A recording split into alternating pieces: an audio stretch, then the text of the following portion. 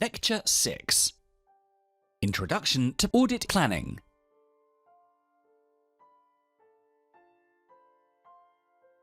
Dear student, audit engagement is a combination of planning and execution.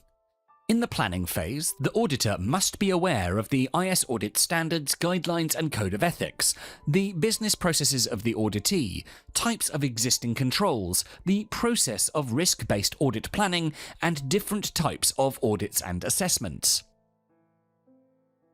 We will discuss the details in the following lectures, but remember that the goal of audit planning is the use of audit resources effectively, not minimizing the audit resources.